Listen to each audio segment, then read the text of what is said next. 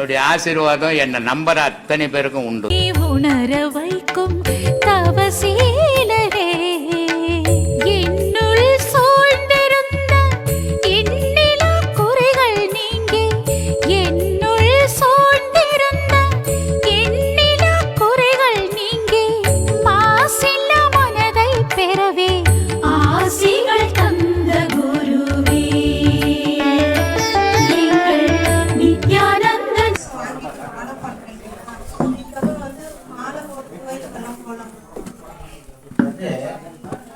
ரொம்ப பசியா இருக்கிறீங்க, நல்லா சாப்பிட்டீங்க, சாப்பிட்டீங்களா?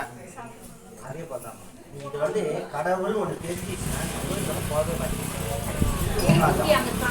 வந்து கடவுள் எங்க அப்படின்னு தெரிஞ்சு நீ கடவுள் ஒரு பசுமாடு இருக்குது, பால் எங்க தெரிஞ்சு பொங்கல் போய் பால் கார முடியுமா? அதே போல மாடு எல்லாத்தையும் செய்யலாம். அது ஒரு ஸ்டேஜ் நீ பாடம் பண்ணும்போது உங்களுக்கு தெரிய ஆரம்பிச்சிடும். அப்போ நீங்களே போக மாட்டீங்க, யாரு கூட்டம் உங்களுக்கு சுற்றினாலும் உடையாது.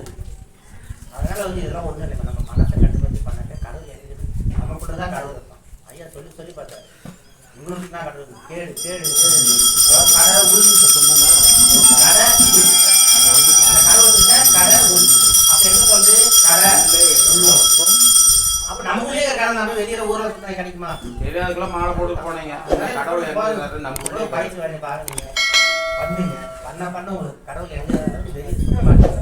அதே நான் சொன்னேன், என் பிள்ளை அது கலர் பில்லு கொடுத்துருங்கம்மா, நீ கேட்டாவது நாள் வெள்ளிக்கிழமை மாலை வரணுமா, நீ வரையான்னு கூப்பிட்டாங்க. பேங்க் அதுக்கும் கூட கேட்கறாங்க. நீங்க பக்கம் வச்சு பேசுங்க அப்படியே.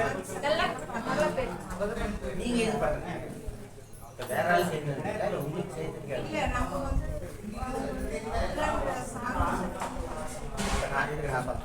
இப்ப நான் இருக்கேன், எங்க அம்மா செத்து போச்சு, இல்ல எங்க அப்பா செத்து போச்சு, நான் போய் அந்த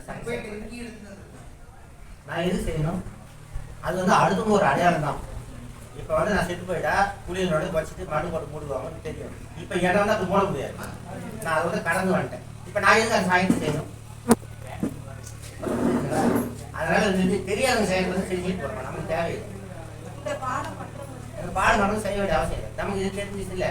நம்ம மண்ணு போடுறது அடுத்து மண்ணு போட நாளைக்கு ஏமாலும் போட்டுக்கிறேன், அடுத்து வாய் கட்சி பண்ணா நாளைக்கு வாசி போட போறேன். நான் போய் நம்ம இது கடந்து நம்ம கடவுள் யோகத்தை நோக்கி வந்துட்டோம், இப்போ யோகியா மாறிட்டோம், அடுத்து ஞானத்தை நோக்கி போடும் போது நம்ம இதுல செய்ய வேண்டிய அவசியம் இல்லை. சாங்கி சந்தர்ப்பம்லாம் கண்ணு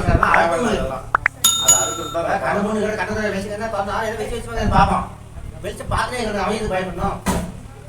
அதனால இதெல்லாம் தெரிஞ்சவங்க தேவையில்லை. அதனால அதில் ஒன்றும் பிரச்சனை இல்லை, கவலையும் பாட வேண்டாம்.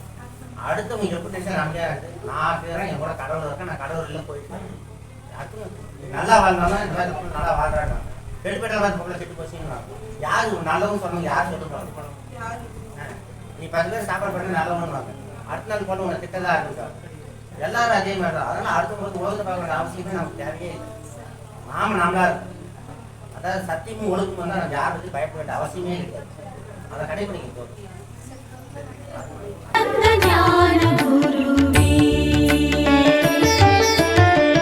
நின்னை சரணடைந்தோம் நித்யானந்தரே, நின்னை சரணடைந்தோம்